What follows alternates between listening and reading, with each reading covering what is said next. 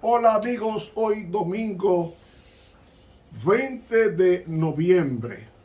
Con ustedes el profesor Ramón Romero, estudiando la lección número 9, pasajes contradictorios para memorizar. Escudriñad las escrituras, porque a vosotros os parece que en ellas tenéis vida eterna, y ellas son las que dan testimonio de mí. Juan 5:39. Padre Santo, que tu palabra sea nuestra consejera en nuestro diario vivir y que obedezcamos sus preceptos, porque en tu nombre te lo pedimos. Amén. Para hoy domingo, el rico y Lázaro, continuación. Nos quedamos ayer. ¿Por qué Jesús contó una historia o una parábola basada en una creencia popular que no representa fielmente lo que él creía? Lo que pasa es que Jesús se enfrentó con la gente de acuerdo con los términos que ella misma había impuesto, sacando provecho de lo que les era familiar para enseñarles verdades vitales. Porque muchos de sus oyentes habían llegado a creer en un estado consciente de existencia entre la muerte y la resurrección, aunque esa creencia es extraña en la palabra de Dios. Esta creencia errónea fue adoptada durante el período intertestamentario, en los 400 años de silencio que hubo entre Malaquías y el Nuevo Testamento, y formó parte del proceso de helenización del judaísmo, o sea, de la cultura de los griegos siendo asimilada por los judíos, y se había convertido en parte del judaísmo en los días de Jesús. Y en esa parábola del rico y Lázaro, hizo Jesús de una creencia popular, no para probarla, sino para inculcar en la mente de sus oyentes una importante lección espiritual. Y debe notarse que incluso en la parábola anterior, que trata sobre el mayordomo infiel, en los versículos anteriores, Jesús usa una historia que no representa fielmente la verdad bíblica, porque en ningún lugar la Biblia apoya la práctica de un administrador deshonesto que reduce a la mitad las deudas pendientes de los deudores a fin de conseguir algún beneficio personal de esos deudores. ¿Cuál era la lección? Era ganar amigos, no enseñar prácticas de negocios deshonestos. Uno de los eruditos que cree de que el alma es inmortal, él, llamado John Cooper, reconoce que la parábola del rico y Lázaro nos dice, no necesariamente nos dice lo que Jesús o Lucas creían sobre la vida después de la muerte. Porque es posible que Jesús, dice él, simplemente use ilustraciones populares a fin de probar su punto de vista ético. Y además él dice, ¿qué nos dice este pasaje sobre el estado intermedio? Él contesta, John Cooper, la respuesta sea nada. Amigo, la razón que da que es muy difícil sacar conclusiones de la imaginación de la parábola, porque Cooper, que no era un adventista, sino un erudito de otra denominación, pregunta, ¿seremos seres corpóreos en el estado intermedio? ¿Y los bienaventurados y los condenados podrán verse cara a cara? Como parece la parábola del rico y Lázaro. Así que la experiencia de Lázaro es significativa porque pasó 4 días en la tumba. Y esta no fue una experiencia cercana a la muerte, sino una verdadera experiencia de muerte. Y si, como popularmente se cree, el alma al morir deja el cuerpo y se va al cielo, entonces Lázaro habría tenido una experiencia asombrosa para compartir sobre los 4 días que habría pasado en el paraíso. Los dirigentes religiosos y el pueblo habrían hecho todo lo que estuviera a su alcance para conseguir que Lázaro brindara toda la información posible del más allá. Y esa información habría brincado respuestas valiosas a la cuestión de la vida después de la muerte, que era tan acaloradamente discutida entre los fariseos y los saduceos, que no creían en la resurrección ni en el más allá, según Mateo 22-23. Pero Lázaro no tenía nada que compartir sobre la vida después de la muerte, porque durante los 4 días que pasó en la tumba, durmió el sueño inconsciente de la muerte. Y lo que es cierto de Lázaro, también es cierto de otras 6 personas que fueron resucitadas de los muertos, como estudiamos la semana pasada, el hijo de la viuda por el profeta Elías, el hijo de la tsunamita por el profeta Eliseo, el hijo de la viuda de Naín de Lucas 7, la hija de Jairo de Lucas 8, la resurrección de Tabita Dorcas de Hechos 9 y de Eutico por Pablo en Hechos 20.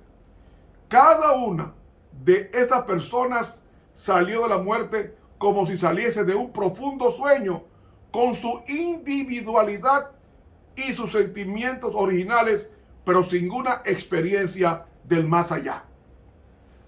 La Biblia ni siquiera insinúa que el alma de Lázaro o de las otras 6 personas resucitadas de los muertos hayan ido al cielo, porque ninguno de ellos compartió el hecho de haber tenido una experiencia del más allá, porque ninguno de ellos había subido al cielo. Y esto es confirmado por la referencia que San Pedro dice de David en Hechos 2:29, refiriéndose a David cuando dice: varones hermanos, se os puede decir libremente del patriarca David, que murió y fue sepultado, y su sepulcro está con nosotros hasta el día de hoy. Algunos pudieran argumentar que lo que estaba en la tumba era el cuerpo de David, no su alma, que estaba en el cielo. Pero esa interpretación es invalidada por las palabras explícitas de Pedro cuando dijo: porque David no subió a los cielos, Hechos 2:29 y 30. Es decir, ni Pedro dice que David estaba en el cielo, ni tampoco Jesús con relación a Lázaro. David no ascendió, él descendió a la tumba y durmió con sus padres. Y lo que duerme en la tumba, según la Biblia, no es simplemente el cuerpo, sino toda la persona que espera el despertar de su resurrección.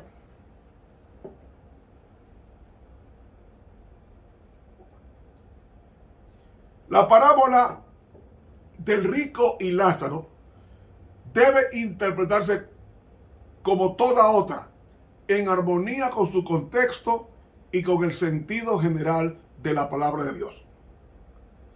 Uno de los principios más importantes de interpretación es que cada parábola tenía el propósito de enseñar una verdad fundamental y necesariamente tiene un significado intrínseco, sino para darle forma al relato. Es decir, no debe insistirse en que los detalles de una parábola tienen un significado literal en lo que a verdades espirituales se refiere, a menos que el contexto deje en claro que ese significado es parte integral de la intención original.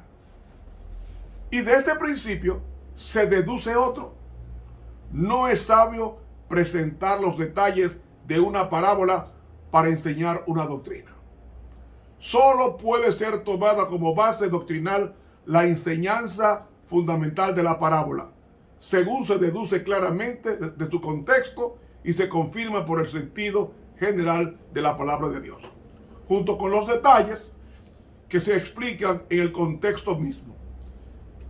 La suposición de que Jesús quería que esta parábola enseñara que los hombres, sean buenos o malos, reciben al morir su recompensa, viola estos dos principios.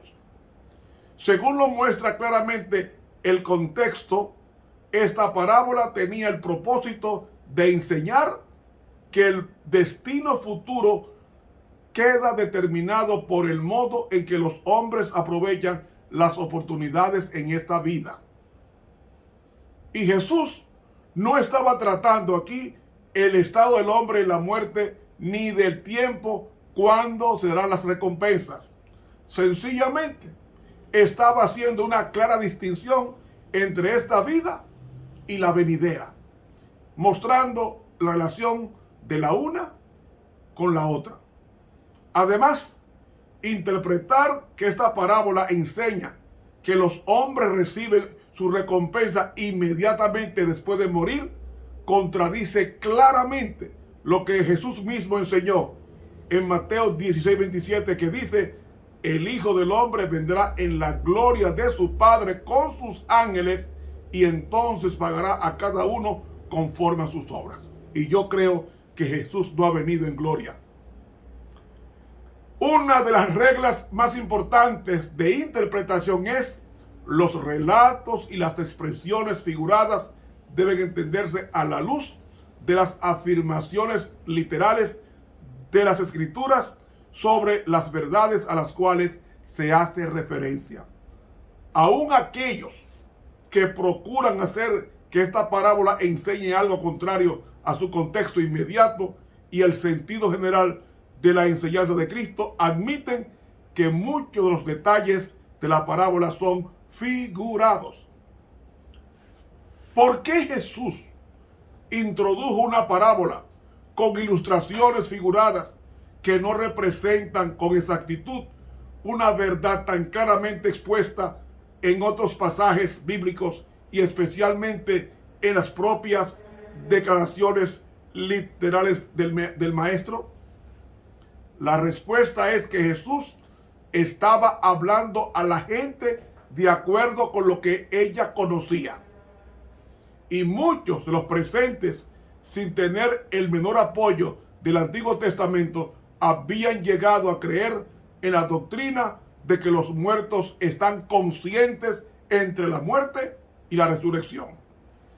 Y esa falsa creencia, que no aparece ni en el Antiguo ni tampoco en el Nuevo Testamento, impregnaba en general la literatura judía posterior al exilio, y como muchas otras creencias tradicionales que se habían convertido en parte del judaísmo en los días de Jesús. En esta parábola, el rico y Lázaro, Jesús sencillamente se valió de una creencia popular para presentar con claridad una importante lección que deseaba inculcar en sus oyentes. Además, debía señalarse que en la parábola anterior, la del mayordomo infiel, Jesús no había aprobado ni condenado la mala acción del mayordomo, aunque su conducta fue el punto central del relato. El conocido comentario bíblico internacional Critical Commentary dice que se sostiene el principio general de que la bienaventuranza y la desventura después de la muerte son determinados por la conducta anterior a la muerte. Hermanos, algunas veces se hace notar que Jesús no dice que el relato del rico y Lázaro es una parábola, al menos tal como lo presenta Lucas, aunque el Códice de Benza dice que se trata de una parábola, mientras que en el caso de otras parábolas suele identificarse como tales. Pero debería señalarse que aunque Jesús con frecuencia comenzaba una parábola diciendo que era una parábola o que el reino de los cielos se asemejaba a una persona o a una cosa en situaciones que a continuación relataba, no siempre lo hacía, como está en Lucas 15 y en Lucas 16. Y lo mismo ocurre con varias parábolas del Antiguo Testamento, como las parábolas de Jueces 9, Segunda de Reyes 14, pero nadie se atreve a decir, y menos creer, que porque esas parábolas no se identifican como tales, deben tomarse literalmente. La falacia de tal argumento es evidente cuando se leen las pocas referencias citadas. Sin duda, Jesús quería que los fariseos se vieran a sí mismos en este rico y que el desventurado caso de este contemplaran un cuadro de su propio y triste destino. La palabra griega plusios, que se traduce como rico, aparece en la Vulgata latina como dives, lo cual ha dado origen a la tradición popular de que el rico se llamaba dives. Hermanos, la parábola del rico y Lázaro enseña al menos dos lecciones importantes. Una, el nivel social y económico de una persona no son los criterios de evaluación para la recompensa futura. Es decir, aquellos que, como los escribas y fariseos, se consideran más dignos de la gracia divina, pueden ser los más miserables espiritualmente a los ojos de Dios. Y segundo, de que el destino eterno de cada persona se decide en esta vida y nunca se podrá revertir en la era venidera, ni siquiera por la intervención de Abraham. La referencia a la imposibilidad de Abraham para salvar al hombre rico de su castigo reprueba al orgullo étnico de los fariseos, que se consideraban dignos de salvación por ser descendientes de Abraham. Y si examinamos más de cerca lo que la Biblia dice sobre el estado de los muertos, nos daremos cuenta de que los muertos permanecen inconscientes en la tumba hasta la mañana de la resurrección final, según lo dice Job 14, del 10 al 12, Salmo 6, 4 al 5, Eclesiastés 9, 5 y 10, Juan 5, 28 y 29, Juan 11, 1 al 44, 1 Corintios 15, 16 al 18 y 1 Tesalónica 4, 13 al 15. Con esto queda aclarado de que el rico y Lázaro fue una expresión de Cristo para enseñar que en esta vida se decide el destino de cada persona y no después de la muerte. Que Dios nos bendiga y nos guarde. Para mañana lunes vamos a estudiar por qué el ladrón estará con Cristo en el paraíso. Estuvo con ustedes el profesor en teología Ramón Romero.